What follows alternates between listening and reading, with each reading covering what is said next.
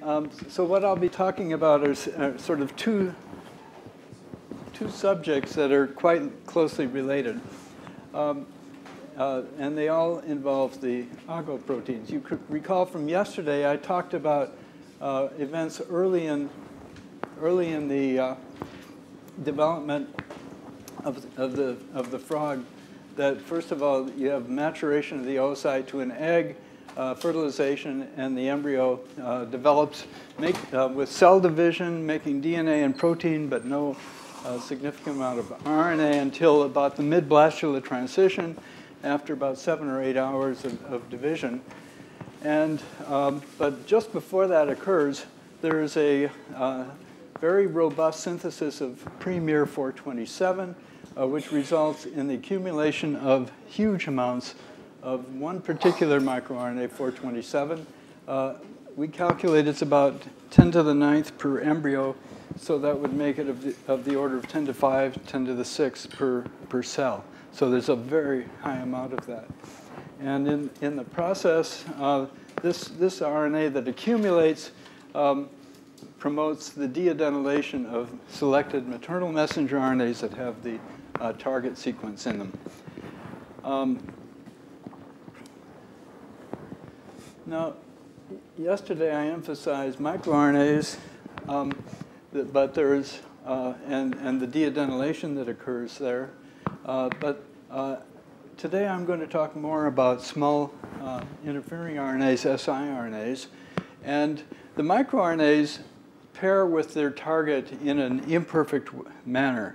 And so there are bulges that between the two RNA strands, and that gives rise to the recruitment of these associated proteins, but it doesn't give rise to cleavage of the transcript. In contrast, siRNAs have a perfect match to their target, and they're usually introduced as perfectly matched duplexes as well into cells. And they bind to one of the 4 Ago proteins. In Xenopus, there are 4 Ago proteins, and it's Ago2 that has a domain that has a nuclease activity, and that domain, when it binds to the duplex, promotes the cleavage of the target. This Ago2 also promotes disruption of these duplexes. So we asked, since this since miR427 accumulates in very high amounts in the embryos, and it's the same size basically as the siRNAs, or as one strand of the siRNA, we asked whether that microRNA could serve a function in cleavage of a targeted messenger as well.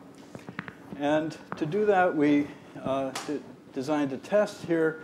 This is just a reporter RNA that reporter RNA where we've inactivated the target for the microRNA, but inserted into a coding region of the reporter a perfect match for miR427. So that should base pair with miR427 and give cleavage of this target, of this reporter. When we made that reporter, put it into the into embryos by microinjection, first of all, you can see the reporter is stable. It's not deadenylated, which reflects the absence of a target in the 3' UTR. But more importantly, for this experiment, there was no cleavage either. The RNA is just stable. There were no smaller products that appeared on the gel. So we put into this same system siRNA. We just the duplex that we had synthesized in vitro, and put that in, and again, there was no cleavage of this reporter. So something was awry here. In this gel, the 3', 5' reflect where we would have seen the products. We also did the same experiment in oocytes using a slightly different reporter where we had the perfect match in the 3' UTR, and putting that into oocytes, and we don't see any cleavage of the oocyte, of the RNA in the oocyte. So we had to conclude that there's no RNAi in embryos or oocytes. And this actually reflects reports that other people have sort of anecdotally said that you can't do RNAi in frog embryos or oocytes. It doesn't work. And the same problem arises in zebrafish as well. Zebrafish embryos also cannot do RNAi. And so that's a real question, why can't you? Because it's such a powerful method in so many other systems. Okay, so we decided we'd try to figure out what's going on here. We first asked, is there any cleavage activity at all in the oocytes or embryos? And to do that, we did an assay for Ago2 cleavage activity.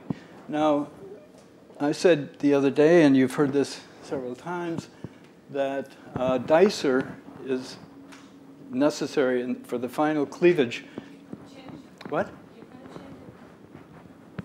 He's coming with batteries. Oh, OK. It works, and then it fades very quickly. So dicer is necessary for cleavage of most pre-mRNAs, okay? But there's one microRNA which does not require dicer for cleavage, for production. And that's an RNA that's described by several labs here. miR-451 has nothing to do with the direct analysis in the Xenopus, except it's a good assay for whether there's Ago2 cleavage activity in your preparation. And so we made some miR-451. It's just this little hairpin, and for some reason this is a good substrate for Ago2. We treat that in embryos or in oocytes, and again, it's totally resistant to any cleavage.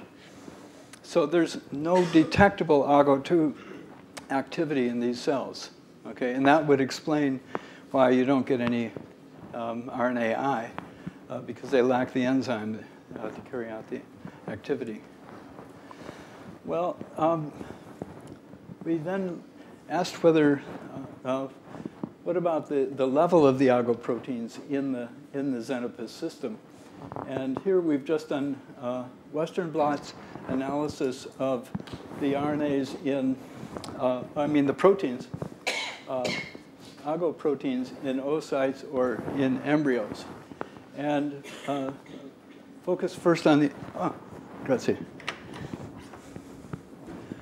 In the oocyte system, if you just take total oocytes out of a frog and prepare the proteins, you see that there's a fair amount of Ago protein. This is the antibody that is being used in these blots recognizes all of the Ago proteins. It's a nonspecific Ago antibody. So this antibody recognizes the Ago proteins. However, most of the Ago proteins that are in these oocyte preparations are not in the oocyte itself, but in the nurse cell. Okay, this is, you were talking about nurse cells the other day, right? In Drosophila, but it's the same idea in Xenopus, that the oocyte itself is, most of the cells in an oocyte preparation are not oocytes, but nurse cells. And if we strip off those nurse cells, or the follicle cells, you can see that almost all of the Ago protein disappears. However, the level of dicer is still constant there. These are just loading controls here in the bottom. When we induce the oocytes to mature by treating with progesterone, then the pre-existing messenger RNA that's in the oocyte is activated, and there is synthesis of Ago proteins. But even so, that level is fairly low, because that reflects basically what the level we see in the egg in this other experiment with a shorter exposure. After fertilization, when we look at the Ago protein, it stays constant right up until about the mid-blastula transition. And at that point, new messenger RNA is made, and the Ago proteins start to accumulate to high amounts. But we've been talking in about this period here, right when we're starting to get synthesis of new messengers. Again, the dicer stays fairly constant. Exportin 5, which is the factor that brings the the premier into the cytoplasm, also stays constant through this period. So this says that Ago protein accumulation is developmentally controlled, and it's turned on at the MBT. And we can see this reflected in the synthesis of messenger RNA. Here, this is the messenger RNA using primers. This is RT-PCR. Using primers that are specific for the sequence of Ago2 or Ago4. We see Ago2 actually is there, but it's not in high amounts. But it does turn on after the MBT, and then we start to see it accumulate. It starts to go up a little bit here. Ago4 doesn't seem to change at all, at least through this period. So what this says is that there is developmental control of the transcription for the gene for Ago2. We don't know that that's actually active, that the protein that's made, or even that it's translated. There is Ago protein made at this stage, but whether that's Ago2, we don't know. The antibody is not specific. It won't differentiate between these. So what this gave us an idea is that if the embryos really lack Ago2, then we should be able to put in some exogenous Ago2 and get RNAi to work. Okay? So what we did was we generated human Ago2 protein. Well, actually, what we did was to make messenger RNA. We transcribed in vitro messenger RNA that would encode human Ago2, and injected that human Ago2 messenger RNA into the embryo. Let the embryo translate that RNA and make it into protein. And then we asked whether, under those conditions, whether we would get cleavage. And in fact, this is just what we see. Here are the products, the cleavage products that we expected to see. The 5' and 3' have half molecules. If we make the messenger RNA from a template, a DNA template that contains a mutation in the Ago2 gene that inactivates the active site for cleavage, then we get no cleavage. Okay. So it's specific for the cleavage of the cleavage activity. And likewise, when we do the same experiment in oocytes, you've seen this before, but when we put that messenger into the oocyte, now they make really good activity like gangbusters, and we get good cleavage of the reporter. And using the 451 precursor, again, we see cleavage. So what was lacking is the Ago2.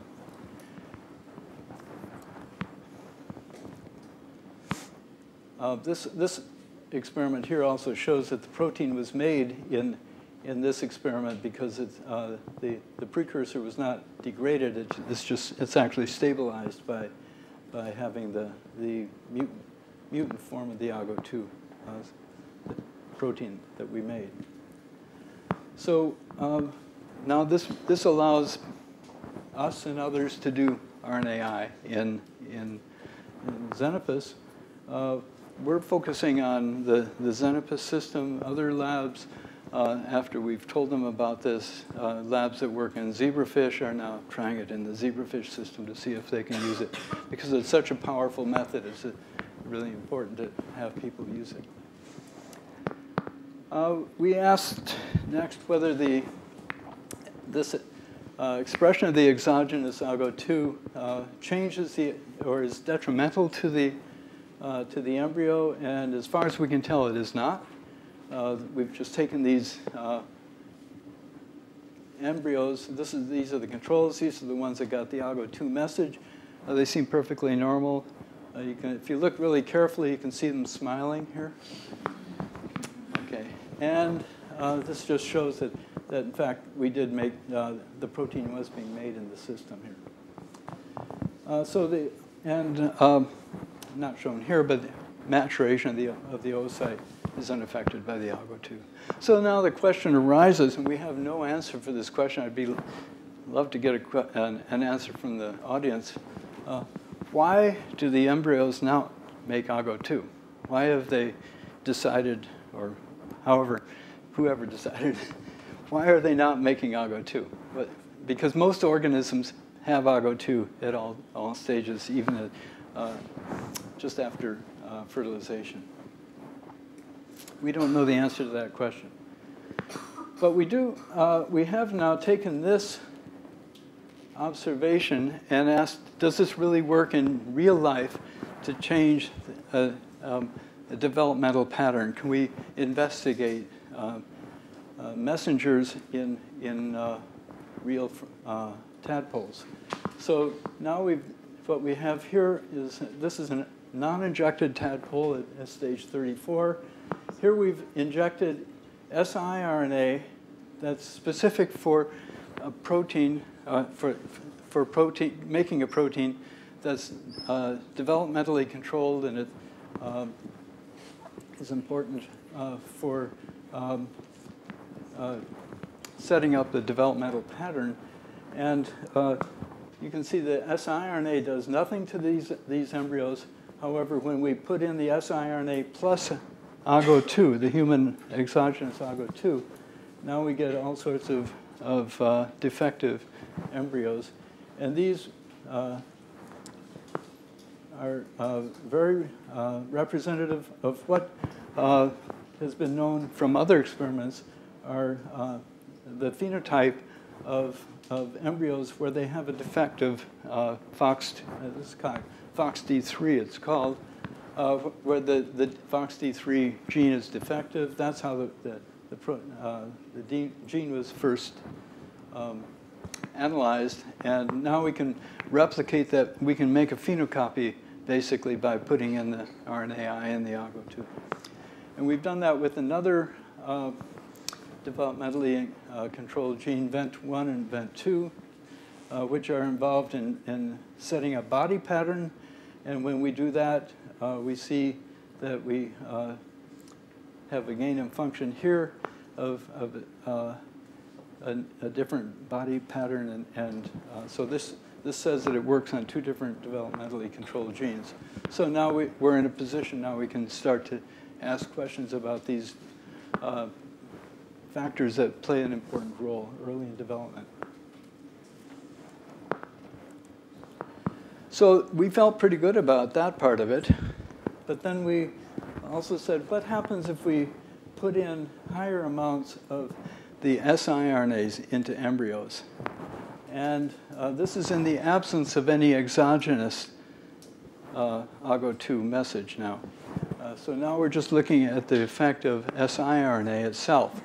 And the reason we did this is that in experiments which we've done, other groups have done, and also been done in zebrafish, when you don't get the effect of putting in an siRNA, people put in more and more and more, and they get an effect. They can see something happen.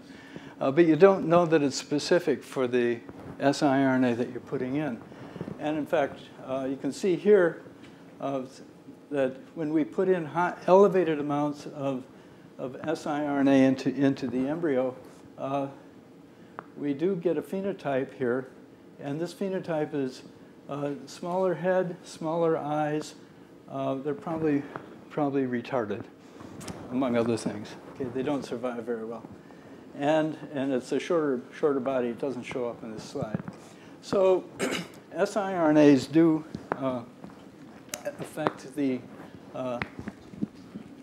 the phenocopy when you put in elevated amounts of the RNA, of the siRNA. So we asked what was happening there. What are they doing? And this is shown here when we put in a reporter RNA into an embryo. We see that, as you've seen several times now, the messenger RNA reporter is deadenylated. However, if we put into the same embryo some siRNA, in fact, what we expected in this particular experiment was that the siRNA might accelerate the deadenylation because it's a new source of microRNA or of short RNA. In fact, what we got was protection. We don't see any of this shorter band here, or faster migrating RNA, which would be reflective of the deadenylated product. This is true when we put in siRNA 427, and it also is true when we put in a non-specific siRNA that inhibits the deadenylation of an endogenous messenger RNA. This is the endogenous RNA using siRNA to 427. That's a totally non-specific sequence, and we get the same result. So this inhibition is independent of siRNA sequence. And so that made us start to think that we might be doing some general effect on interfering with miR427 biogenesis, and that's what the case. When we look at the pre-miR427 in embryos, this is the normal system here. You can see the 427, the precursor accumulated, then gets processed into miR427 as a function of developmental time.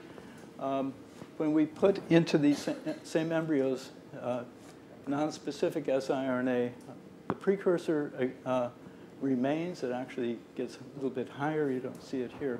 But we see no accumulation of the microRNA. So the siRNA is inhibiting the processing of the precursor to the mature RNA, the dicer step.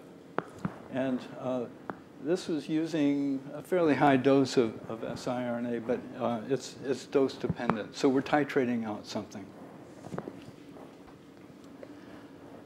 This happens, as I've told you before, the miR427 is made very early in development. But after MBT, the inhibition by siRNA disappears. And so you can see these are two microRNAs that are start to accumulate at fairly much later stages in development.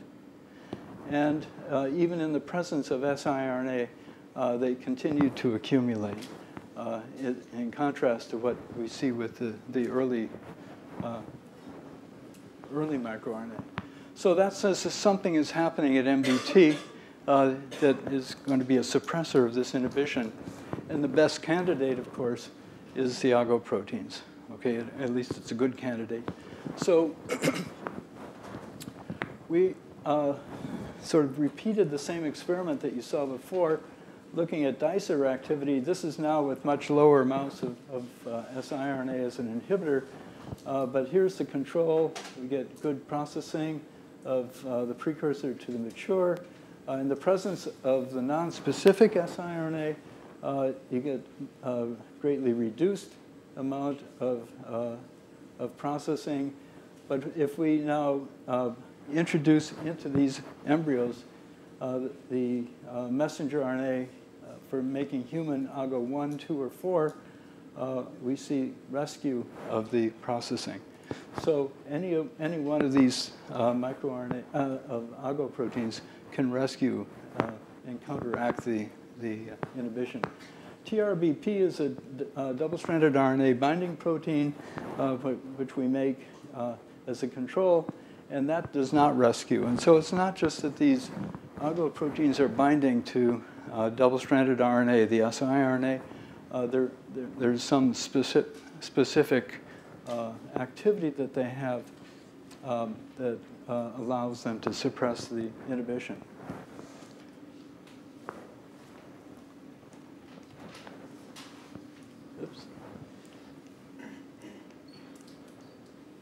well, something has disappeared here. We can also put in you see it's messenger RNA for Ago2.